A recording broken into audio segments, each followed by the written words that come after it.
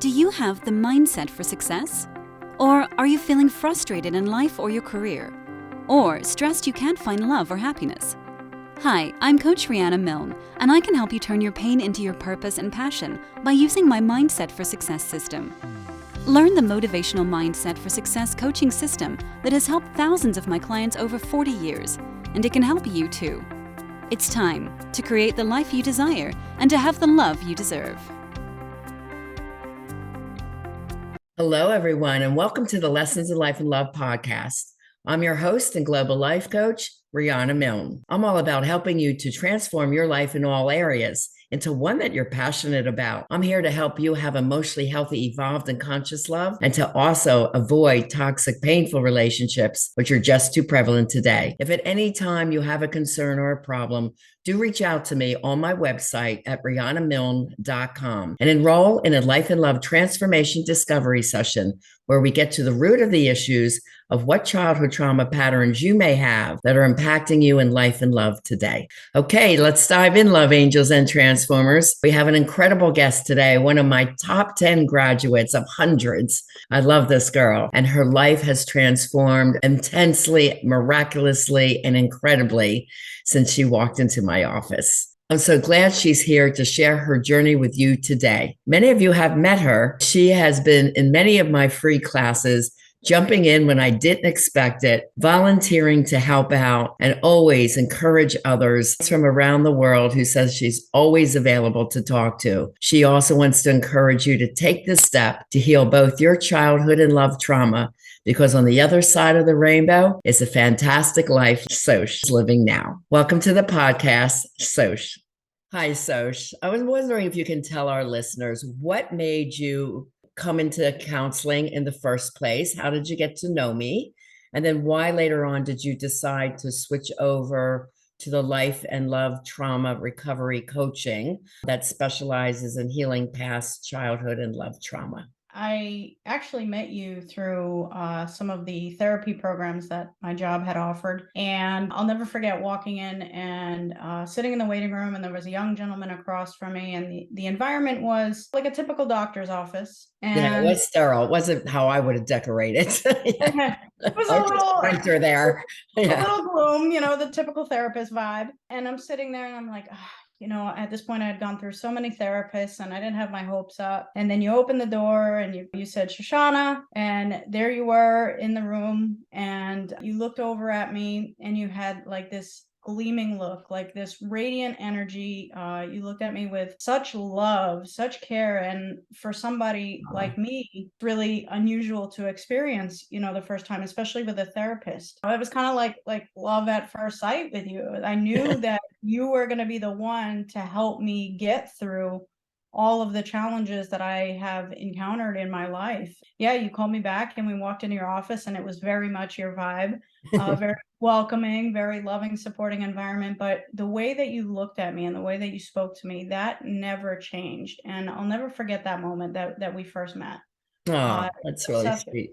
Such a sincere impression on me. After a few therapy sessions with you, you presented the coaching program to me, and you talked about the differences and how coaching might be more beneficial for me and how you could support me. Although I had never made such an investment in myself previously, I decided, this is what's really going to help me achieve what it is. This is what's going to help me break the patterns that I had recognized in myself. There we were. That was 2017. Yeah. So it was you quite were a while. Quite young then. You were about 28 years old. Yep.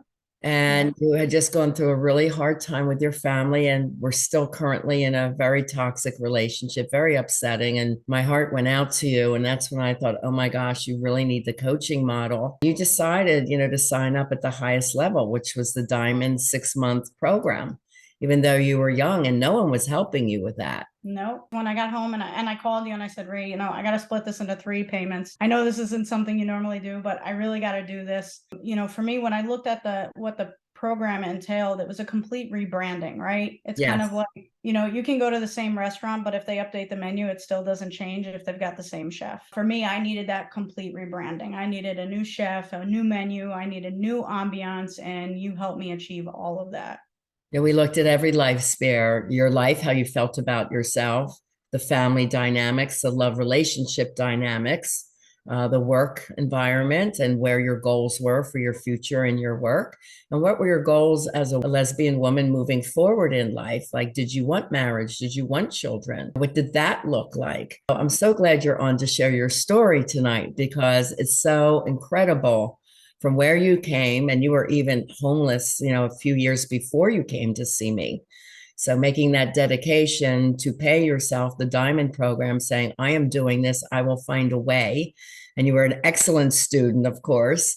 And then how your life created exactly what your dreams were. And you're living that life right now. So listeners, you're going to really enjoy this journey and this story that Shosh has to share with us tonight. What was it you felt that was different than other methods that you had tried before in the past to better your life, yourself, how you felt about things, and to help solidify those future goals? What was different for you in coaching? So in therapy, first of all, it was trying to find a connection with somebody and them not really being able to speak, not being able to be transparent about their own journey.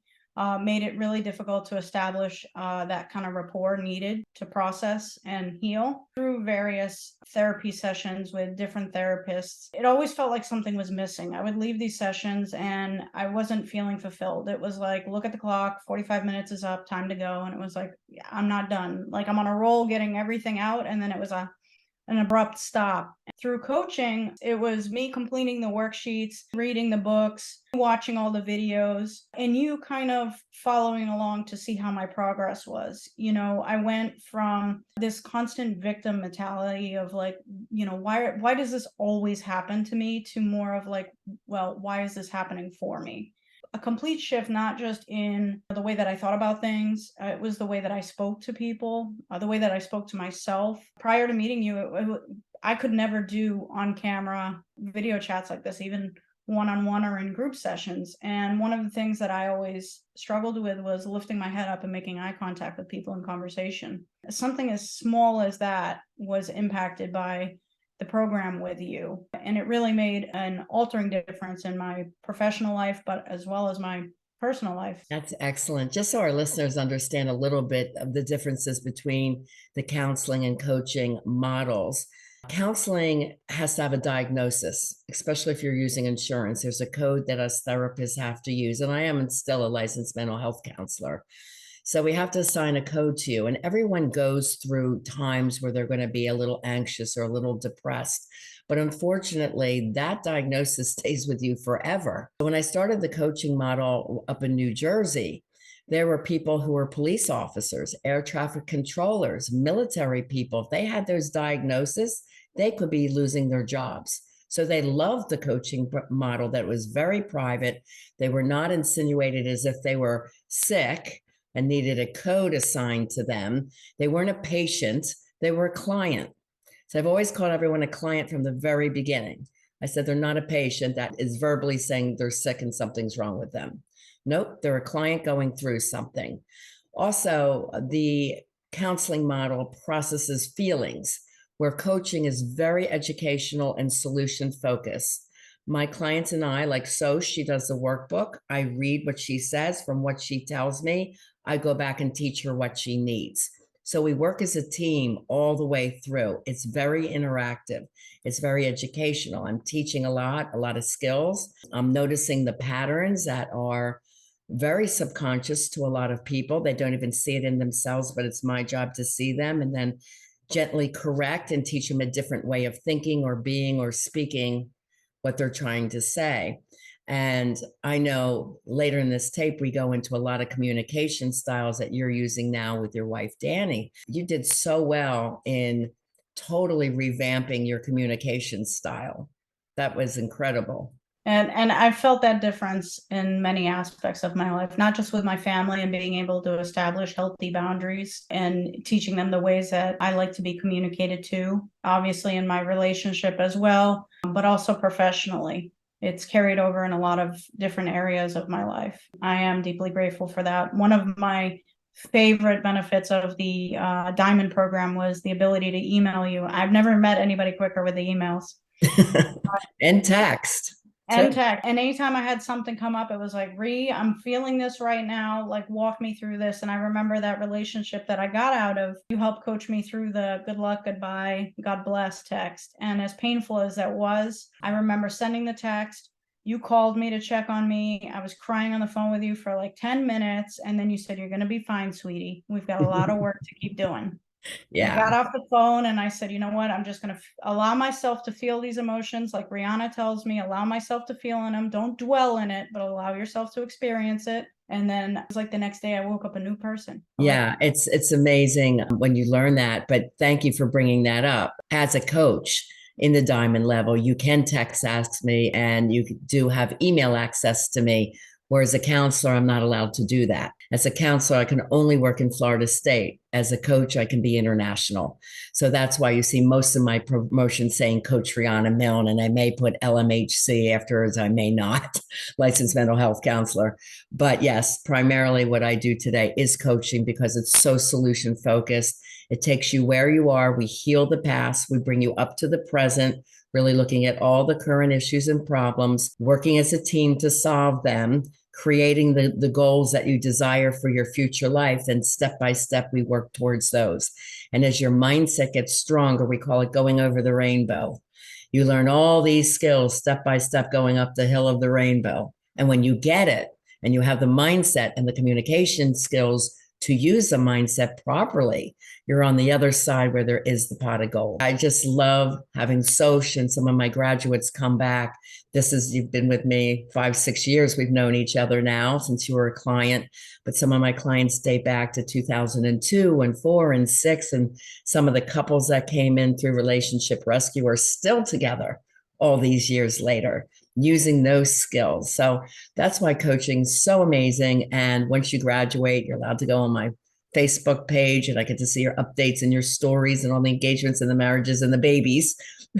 Tonight, Shosh's story and her journey and how far she's come. Okay, so over the 6 months that you worked with me, how did your life start to change while you were in the Diamond program? I mean, I was going through a lot of painful adjustments in my life. It started to shift with the energy, the people that started appearing in my life, the new friends that I was making, the new partners that I was discovering. I started to date with confidence and with a purpose, making friends that ultimately led me to a partner that I have today. Yeah, beautiful, beautiful. I talk a lot about mindset. Do you feel that your mindset had changed?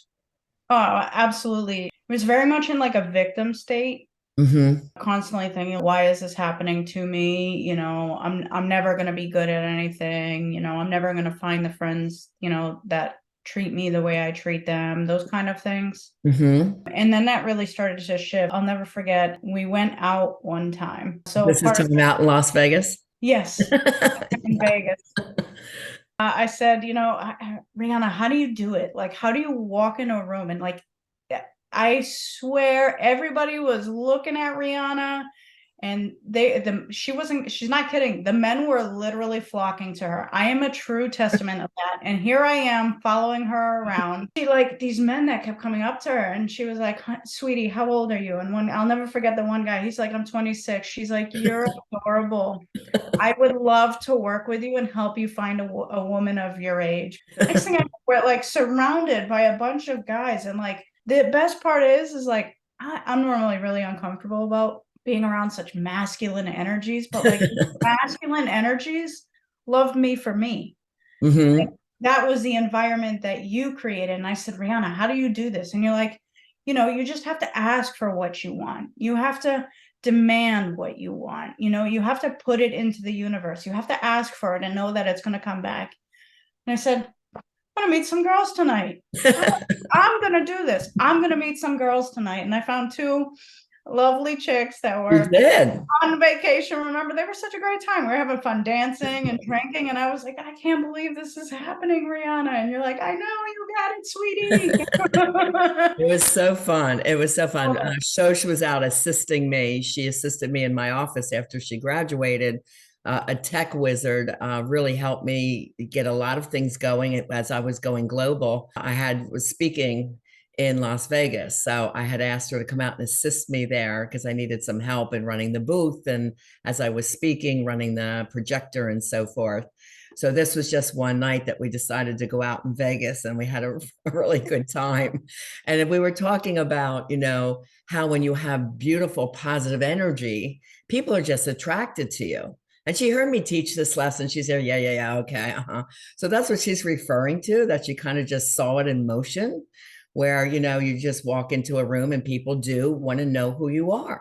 It is energy. It's what we call sharing your light.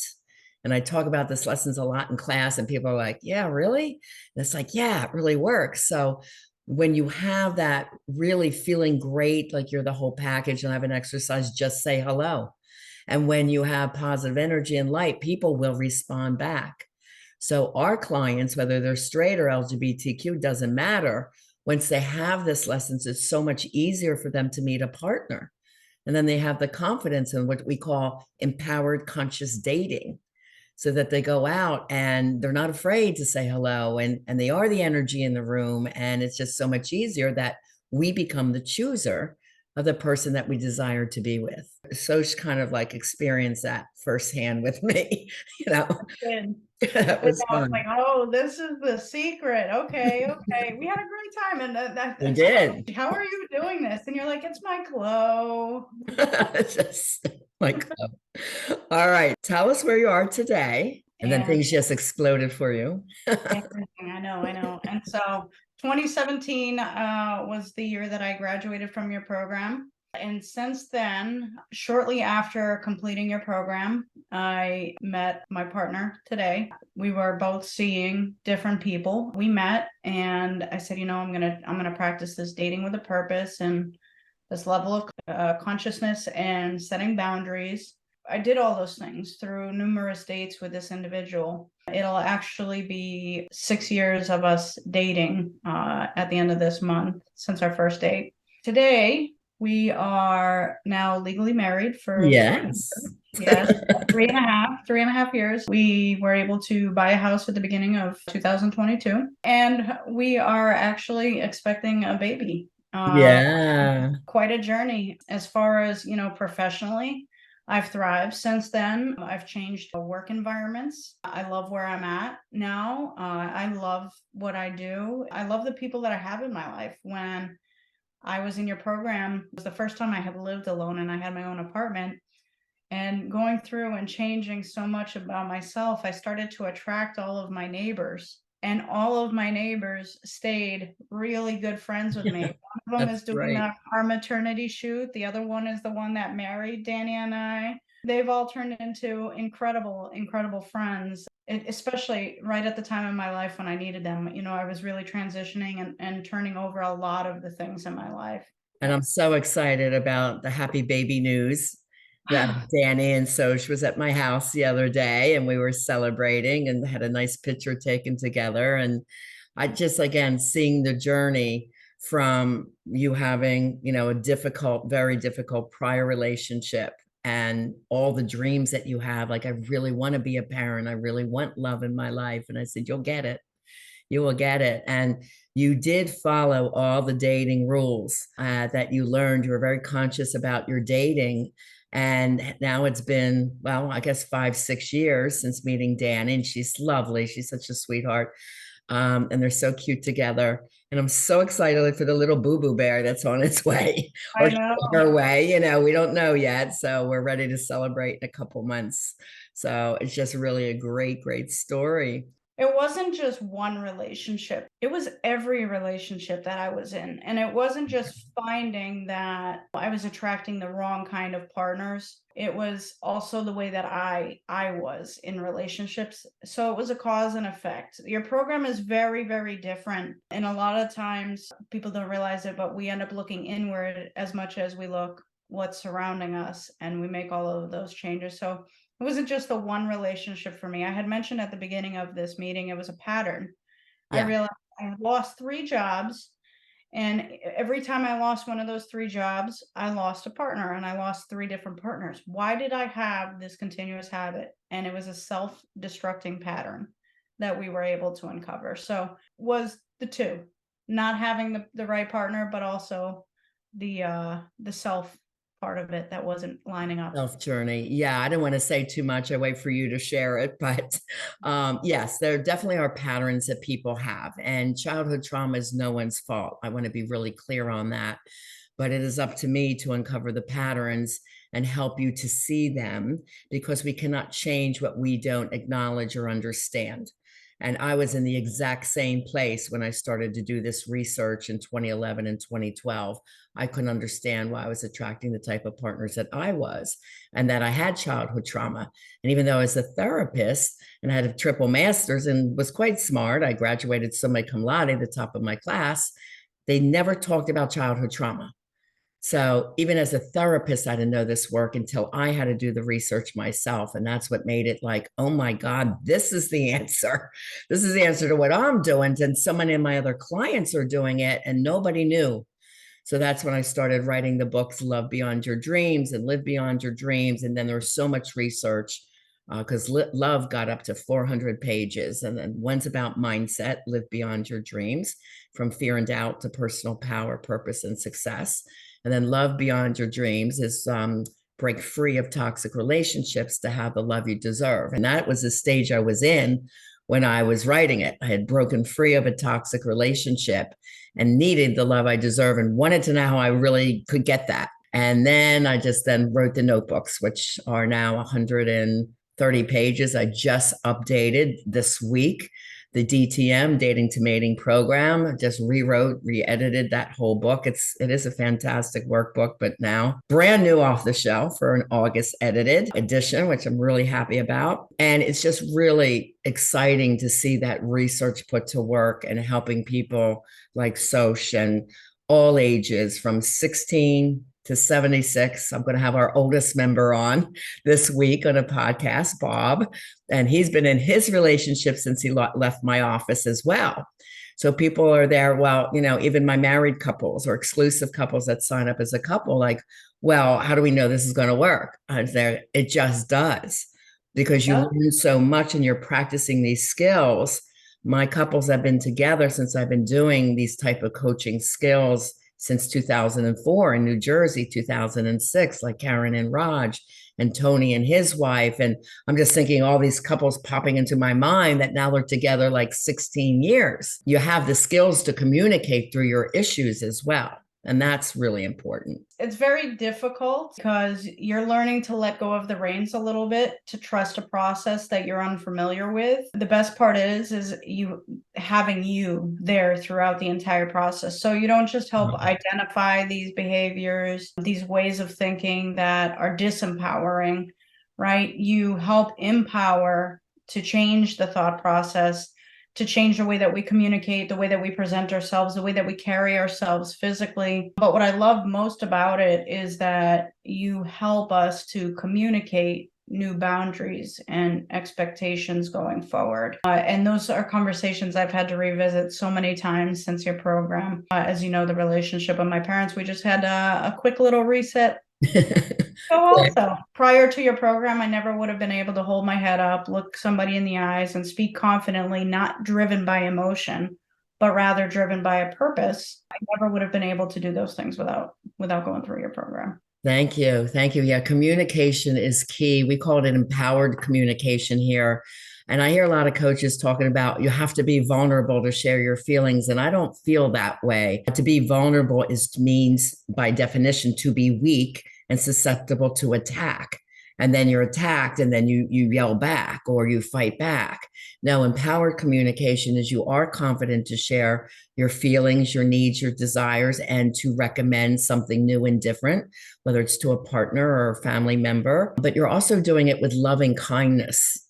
No yelling, no screaming. It's firm, but it's loving and kind. So it's a whole different communication style that nobody taught us. And when you really have the art of this, and so you have demonstrated this so beautifully that I've seen you do this over the years since you've graduated, it really does become your new norm.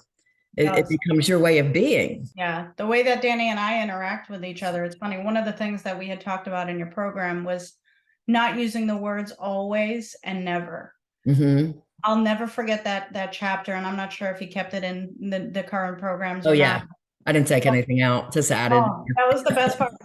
Don't say never or always. So when we communicate with each other, Dani's never coming to me and saying, you never do the laundry. It's, hey, I've been feeling like I've been doing more of the laundry and the house chores recently. Is there something that maybe I can do to help you, to help me get these things done in the house? So the way that we interact with each other and the way that we communicate with each other really changes. And we actually put a little twist on it. We've practiced a safe word in a relationship. And a lot of people think, safe word has a lot to do with, sexual Sexuality. encounters.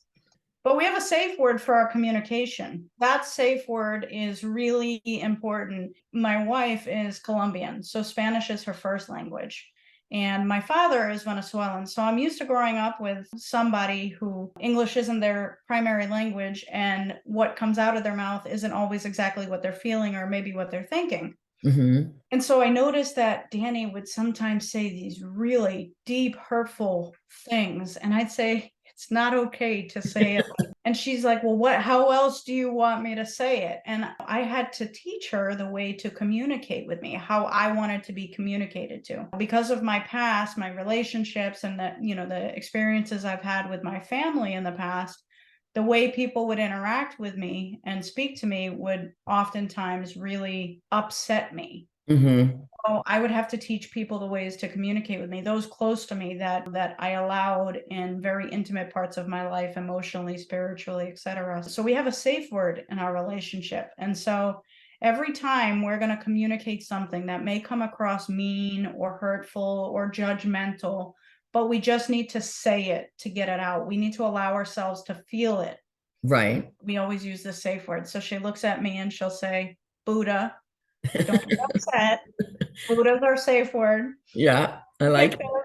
And she says, Buddha, but I feel like you've been really lazy this week and I've been doing everything in the house. So it gives her a moment to feel and express what she's been feeling. And it allows me the quick mind block to not take what she's about to say and interpret it personally.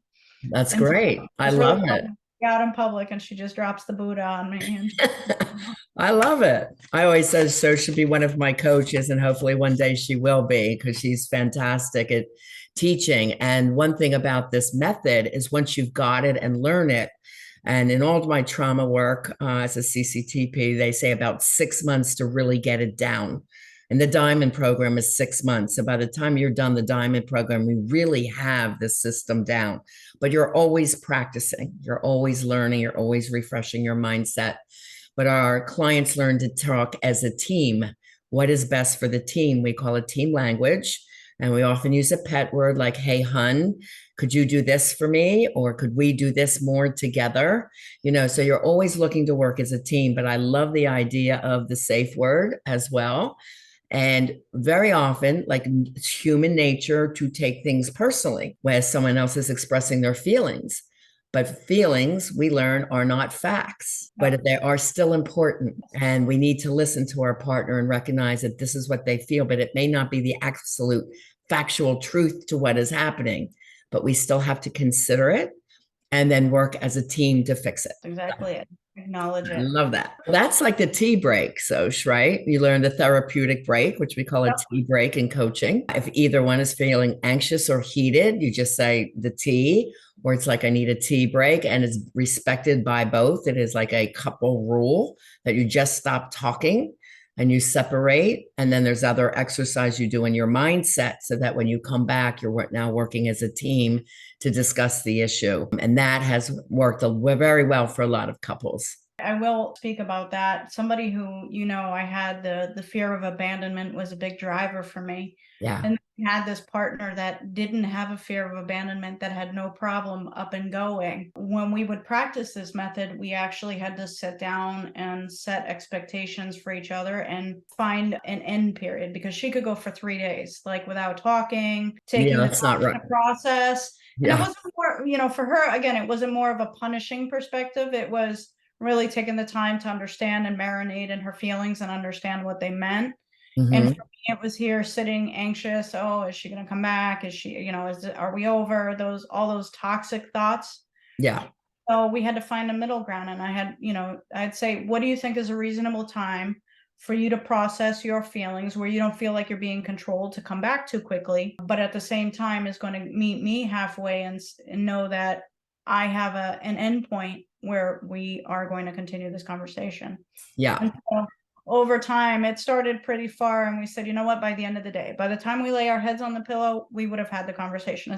And those have gotten shorter and shorter and shorter. And so now Dani and I can have a moment, and within 2 minutes, she'll turn around and she say, you know what, I'm sorry. I apologize for being this way. Good. Or vice versa, I do the same. So it does become a second nature, the way you communicate, but also, being able to set those boundaries with people, give and take.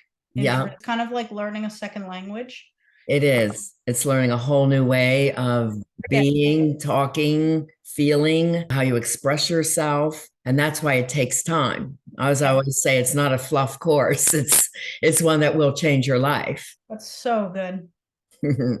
Great. I love that. Many people go into a passive aggressive state, which means shutting down and not able to talk about their feelings for 1 to 3 days. That's common in a lot of my coupled relationships. And it's because they didn't feel safe to express themselves when they were young. There could have been a yeller in the house, a yelling mother, a yelling father, or if they tried to speak, they were told they were wrong or stupid or whatever. So they were really afraid to speak or to yell too much or say something that was damaging. That's another habit that we break and teach safety in relationships. And as you said, Shosh, to apologize quickly and forgive quickly, because we're not looking to have battles with our partner. We're looking to have a loving relationship, because you're not going to keep the marriage or the relationship, which means you lose the war, right? So we don't want the war. We don't want the battles.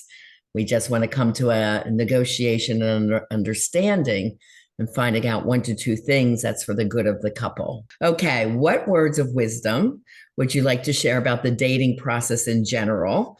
There's so many into hookup culture in both the straight and LGBTQ community. And how do you work around that? And what did you do differently post-graduation? I know you touched on it a little bit, but you have other specific guidelines in dating. Yeah. One of the things that you had this rule that you would encourage, right? A certain amount of dates before, allowing yourself to be intimate with a person. I said, you know what? I'm going to give this a shot. I'm going to try this. Yeah, of course you told me I was crazy. I do remember that part too. Riana, you're crazy. A lot of people say that. They're like, no way. No. You got to know if your partner is right in bed before you continue dating. And it's like, no, absolutely not. When you establish those long lasting emotional and spiritual connections, what happens in the bedroom, whether you do it at the beginning or in the middle, is going to be the same. Yeah. It's just going to feel deeper. I have that deeper connection. And what did you do differently post-graduation? I would meet people with a purpose, and it had to be a mutual thing, a mutual effort. Like, okay, you can't get together. I understand you have to reschedule, no problem. The next time, maybe I'll need to reschedule, and we'll see if you're still committed, equally committed to this. I'm not going to make myself readily available for anybody at any time, all the time. So I went on a lot of dates. I met a lot of different women. But one of the things that really helped me determine if it was something that I should progress through was when we went through our list of non-negotiables and the things that we weren't, that I wasn't going to compromise on, and the things that I absolutely hands down needed in a partner. For many of my fellow animal lovers out there, your pet means the world to you. And my dog Riley meant everything to me. And so for me, it was really important to find a partner that was going to love my dog the way that I love my dog. Somebody who's going to be excited to take them to the beach with us, right? Yeah. Or go on all these adventures. And so I quickly realized through dating that some of these partners turned into fantastic rescue partners. I made so many friends through this that we were going on dates and we realized connection-wise, we don't have it. Like, you're not my type physically, I'm not yours, whatever it is, but we have a great mutual understanding, a deep emotional connection. And we were able to, save a lot of dogs together. But then on the flip side, I would meet some of them and it'd be like, whoa, just the way that you talk. I learned very quickly the things that I was willing to compromise on and the things that I was not willing to compromise on. And the more that I went on dates, the more that I learned. It was something I could actually compromise on. or if I needed to add in more things to not compromise on. One of the things that I encourage to anybody who's gone through past trauma in their life or bad relationships, right? Toxic relationships. Allow yourself the time to heal. Allow yourself the time to feel. And it doesn't necessarily mean that you need to do it alone or independently. You just have to ensure that you're not bringing that same behavior and punishing the people around you. Absolutely. I was coming out of a really bad relationship at the time. And for me, it was really important that I not punish people for the actions that people in my past had done. And if I really wanted to find something different, I needed to try something different. And so that's exactly what I did with Dani. Mm-hmm. We got to know each other very well. We went on many dates. She would talk to me about, the guy she was seeing and the other girl she was seeing or whoever she was seeing, and I would mutually talk to her. But I still set my boundaries. And there was this one time I didn't feel like I was a priority anymore. And I said to her, I said, you know what? I'm not going to continue to make you a priority when you show me that I continue to be just an option to you. So I have this woman that's been anxiously waiting to meet me for a few weeks now, and I've been putting it off because you and I have been so involved and we've had so many plans together. But I'm actually going to go and meet her right now. I'm going to give her the chance to get to know me. She at least deserves that. I got up and I left, and Dani was very upset that I left to go meet this other woman, and that it was very hard to do. Granted that look at where we are today. I could have been walking away from the woman of my dreams, of my life. But if I didn't set those boundaries for myself and know my worth, I couldn't have expected her to. Exactly. Couldn't have told her to make the decision to stop talking to other people. I needed her to make that decision on her own when she was ready, and I was equally ready. And so the communication piece between us has always been solid. We are best friends. And That's it. I love that. Relationships happen with your best friends, and that's the truth. That I love, because that's one of the 5 F's of an ongoing sustainable relationship, is what we call foundation of being best friends first. And you did take your time. You had to be really consciously aware about taking your time. And I know that wasn't the easiest thing for you at first, but then you jumped right into that. And you did a great job of it. That's one of the pieces of advice that I have. Allow yourself to heal, allow yourself to feel. And just because somebody else's pain is what punished you doesn't mean that you need to continue to punish yourself. Right. And you've got to not take that forward. That's really important as well. So that's part of the healing when you come to coaching, is taking the time to just love yourself more. So many people, it's like, can I date now? It's like, well, I send you out psychologically when you're ready. And I say there's an art and psychology to dating successfully. And the first thing is taking the time and having a great trauma recovery coach to work with, and then getting your self-love back, looking at your life wheel. What is it I want for myself? Taking the time to really working on you, because relationships take time. If you need to grow a business or change a business, or you're doing something else that takes up a lot of time, that may not be the time to choose a relationship. So you just date. And that was the time period where you were just doing a lot of dating. And then you're like, okay, I'm ready now for a relationship. Now I'm going to be dating with more purpose and intention, because I want something solid. I want something real, and I'm ready, and you went out psychologically. I am the whole package, and I am ready to be a great team player. And that's a big part of it. Took my time. We met in July. First date was at the end of the month. We didn't have any intimacy until October. Yeah, that's a great long time. Good girl. No holding hands, no, kisses goodnight, none of that. You really exceeded the 90-day rule. I was committed, and I said, I'm going to do something different. People think it's crazy, but you know what? If you see, that there's potential with somebody, continue to demand what you deserve. Demand what you deserve doesn't mean you go and verbalize it to somebody. It means that you carry it through in your actions. And your mindset. In your mindset. Dani was the first one to come to me and said, you know what, I really like you. And I said, oh, I know. And most people would say, well, why wouldn't you tell her that you like her back? I said, because she's not deserving of that information at this time. She's still involved with other people. I made the decision to stop seeing other people and commit myself exclusively to her, though I had not communicated that to her. Decision she needed to do on her own. And so she was the first one to say, I like you, I have feelings for you. And then she was the first one to say, I love you. And every time I response was, I know. And I never said anything back until she was deserving of knowing that information. She was truly ready to be the committed partner. Yeah. And then you were right there. That's wonderful. So, I mean, I had a question here. Did you carry the mindset for success skills into other areas of your life? Obviously, it worked incredibly in love for you, and you're very strong and very empowered. That's what we call empowered and conscious dating. Where else did you use these skills? In relationships with my family. Most recently, I had a situation come up with my parents, and it's a very delicate one. I had the conversation recently. Dani and I are married. We decided to take each other's last names, so we continued both names out of appeasement, more so for my father. She wanted mine, I wanted hers, but anyway, we ended up with both. So now that we're pregnant, you know, both fathers are like, who's going to continue the family name? It's a lot of pressure for us. Right. I'm one of 3 girls. My father got lucky that I turned out to be gay, but you know, he knew from the beginning the family name wasn't going to continue. Why it's such a big deal to him, I don't understand. Anyway, we've been having a lot of these conversations about it, and I had finally made a comment to my mother. I said, you know what? It is so difficult for me. It is so painful for me to hear this man fighting about continuing the family last name.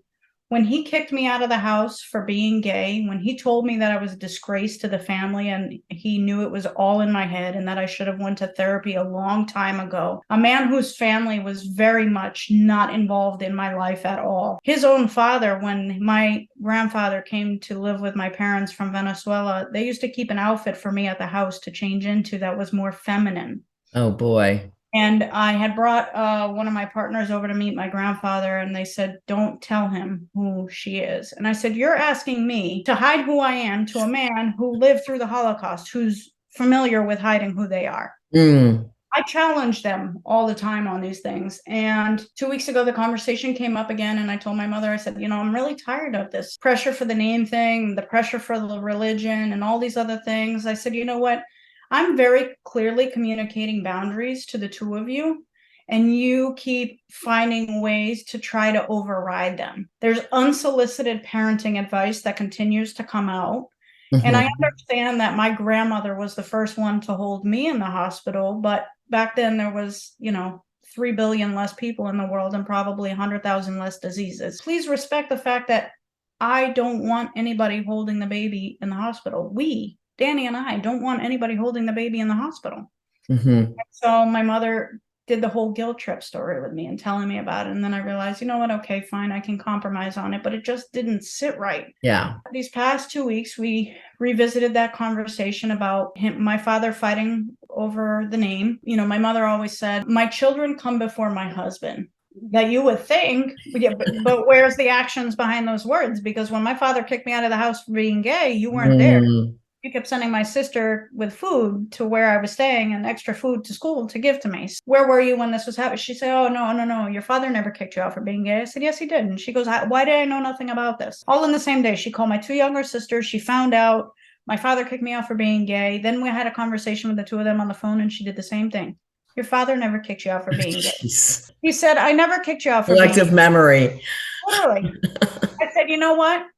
Just because you don't recall it happening, or you deny it happening, doesn't change the fact that this was my reality. This was my painful reality. So nothing you say, nothing you do is going to change these things that have occurred in the past. We have worked on our relationship immensely. They are fantastic today, but every now and then they have those little hiccups. Yeah. You know, we can't change the other. We can only change how we interpret it. Funny, in the exact same conversation, my father said in front of my mother, well, how was I supposed to feel? You know, do you know what it feels like when your child comes out and tells you they're gay? You know, I had dreams of walking a baby girl down the aisle and all these things that, you know, a father expects with their oldest daughter. And I said, I was 18. Was it my responsibility to be responsible for your feelings? Yeah. Through your program, I never would have been able to handle these painful conversations and address them and set the appropriate boundaries with my parents again. You're finally able to even open up and talk about it versus denying it, though. You've kind of been waiting for those conversations for a long time. I'm at the point where it doesn't matter how much of those conversations I bring up, how many different scenarios I bring up.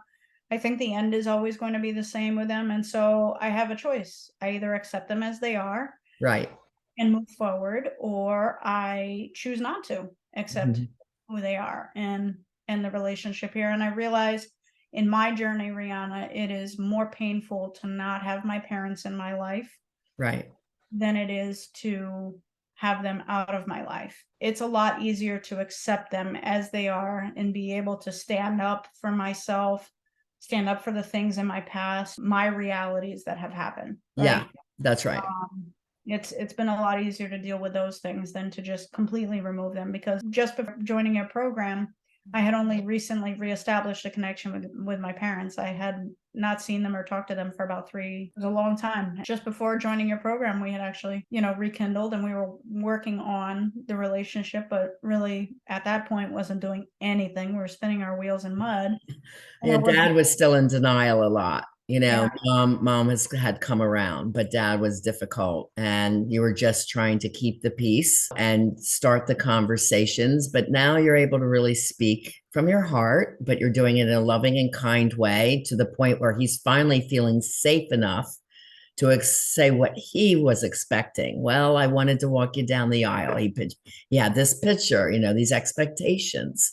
And we have to be careful about that. Our expectations don't mean that's going to be the reality.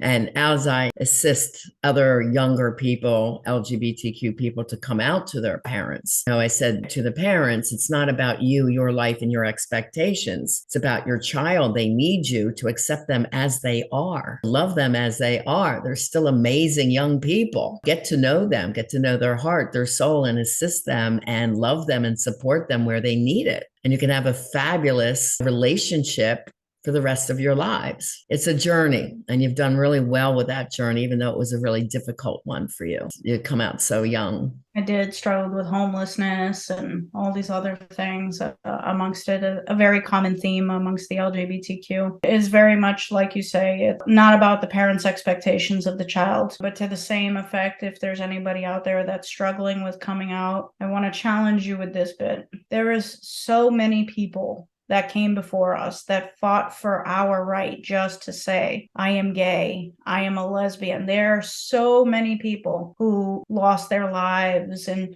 riots and who were shamed, publicly shamed. I mean, this has been years. Yeah. And we're kind of dealing with something similar now, but I always thought about those people, and I said, these people had such courage. If I continue to withhold that I am a lesbian, I am doing a disservice to all the work these people before me did. Yeah. And I don't want to live like that. Yeah. I don't want to live like that. So if there was one person that I needed to make proud, it was Harvey Milk. It wasn't my father. You know what I mean? Yeah, great story there. I know there's a whole biography on him in Netflix, but our world needs more love. It needs more peace and understanding, open heart to love one another as we are. Stop the judgment, stop the pain, open your heart to learn who is this person. Support each other's journeys. Families need to love one another more. Don't put those expectations, if you're a child, on the mother or father needing to be the perfect parent. And parents, let the children go their way, their journey, and try to support them where you can in that journey, and enjoy their goals, their dreams, their aspirations. We all do need more love. I love your message today, Shosh. It's fabulous. And if I wrap this all up, what final words of wisdom would you have for our listeners today? You have this very unique, very special saying. How does it go? It's time to create the life you desire and to have the love you deserve. Is that the one you mean? Yes. Yeah. Be free, be proud, allow yourself to love, allow yourself to feel. Yeah. Thank you, honey. I love and adore you. I'm only a few miles now away from you, which is fabulous. We're going to get a phone call when that little baby comes. You're on the text list. Do we have that photo for the audience? There you go. There we are. Pretty Dani in the middle with the baby intact. Yeah. Just a couple more months that we're waiting. And the nursery is ready. And I wish you much love and many blessings for your new little angel coming to be. And I am here for you always. And it's true. When we work together, we become family. Whether you're down the street like Shosh is in Delray and Boynton Beach, or you're halfway across the world. I am here for you. I love hearing your journeys and your stories post-graduation. Don't be a stranger. Once they graduate, all my coaching clients are allowed on my Facebook page, and that's how I know their stories are continuing and their anniversaries keep coming and their babies keep coming. And I love it. It's such joy to be able to help people. That is my purpose and my passion. Thank you for listeners being a part of the Lessons in Life and Love family and helping to change the way the world loves. So with that, let's do a sign off. Okay, love angels and transformers, that's all we have time for today. I want to thank my lovely, adorable, like my child, Shosh, another daughter that I have, for being our incredible guest today. I appreciate you sharing the love and sharing the show link with those you love and care about. Please take a moment to subscribe to the show and give this show a 5-star rating. And always, you can email me through any of the websites, topic you would like to hear. Remember, you can always reach out for help during the week at my website, rianamilne.com, where you can find the 4 free love tests, the free ebook on how to have the love you deserve right on the homepage. Get the first 60 pages of our books, Live and Love Beyond Your Dreams, in a download. And you can also access the podcast there. On YouTube, I think I have 350 tapes right now. Feel free to download those and enjoy those for free. Because as always, we are here to help you create the life you desire and have the love you deserve. Have a very beautiful and blessed week. Thank you, Riana. Thank you, sweetie.